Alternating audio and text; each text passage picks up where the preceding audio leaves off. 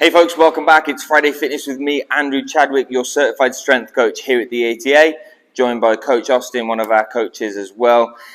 Today we're talking about the lat test, overhead flexibility or upper body flexibility, and how that impacts the golf swing. And so anytime we're talking about the lats, where they attach in kind of the arms and then down into that kind of lower back region, we're really looking at, can an athlete rotate? Can they use their arms effectively and their shoulders effectively? And how does that manipulate the golf swing? And so we typically see that when a golfer has tight back, they'll start to lose their posture, they'll stand up a little more, kind of this flat shoulder plane, the club really starts to shallow out and flatten out, and it may lead to kind of over the top later on in the golf swing. The other thing that you might start to see is as they get into their backswing and also through swing, they can't get shoulder rotation, they start to really shorten their swing because they don't have that range of motion. And so the lat test is a really great way of being able to look at if there's any limitation in the back. So what I'm going to ask Coach Austin to do, he's going to take his feet about 2 feet away from the wall into a kind of slight wall sit position. I don't necessarily look for a 90-degree bend, but I want to make sure that we're keeping that lower back flat to the wall. I'm going to place that club on the wall. So I'm going to ask him to tilt his pelvis, lower back flat against the wall, back of the head against the wall, and arms straight. I always go thumbs pointing forwards. Now from here, keeping that club tight to the wall, I'm going to ask him to take his arms overhead. And what I'm watching for here is there any movement in the back? Is there an arch in the back? And can we get the hands overhead?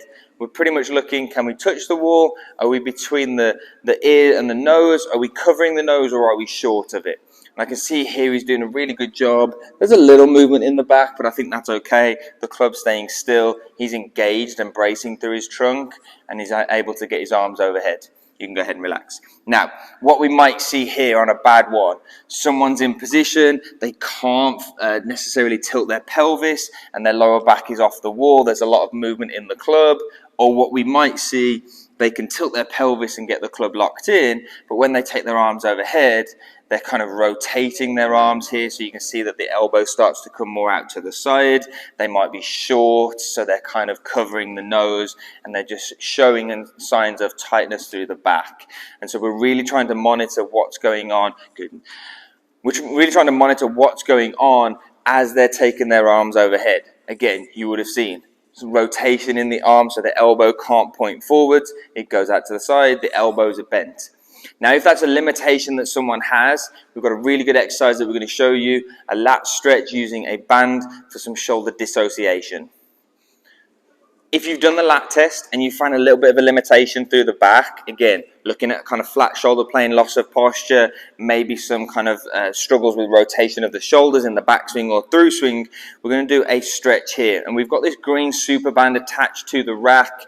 If you've got an ability to do this, great. If not, there is a way of being able to do it with a barbell or kind of like a door handle as well. But we're going to go ahead and put our hand into the band. From here, he's going to loop the hand around the top of the band and grab both pieces. Now from here, he's going to take a few steps back and he's going to hinge on the hips. As he hinges on the hips, he's just creating that position for that shoulder to get in that overhead position that we looked at in the lat stretch. And straight away we can see and start to feel that we're getting that stretch through maybe back of the shoulder where the lat attaches as it runs down the side and down through the back. This is a really great position to be in. We can just let the band do its work and pull the shoulder and stretch the lat. But if we really want to take this a little bit further, we take our opposite arm to the opposite knee and we're just going to create a little more rotation. As soon as we do that, we're creating more of a stretch that Austin can start to feel through the side of his body. We might even get that kind of stretch going down into that lower kind of side as well, not just in the lats from the top position. We'd hold this for maybe 45 to 60 seconds. Anywhere from that is good start position, but go with what you can do. Make sure we get both sides. If we're really struggling with the band because we don't have an attachment point, what I would ask someone to do, again, barbell or handle, like on a door or something, I'm going to ask him to go underhand on this one. The reason why we want to go underhand is because it locks the shoulder in place, so we're not like getting shoulder flexion, we're getting more of a stretch through the back. You can use the opposite hand to secure the hand on the band, because it just gives you a little more support, and then from here you would just drop in and get that stretch. So this is a great alternative if you don't have a super band. That's this week's Friday Fitness, folks. Go ahead and like the video, subscribe to the channel. We'll be back next week with another Friday Fitness for you. I'm Andrew Chadwick, your certified strength coach here at the ETA. Coach Austin, coach here at the ETA as well. And we'll be back next week. Take care.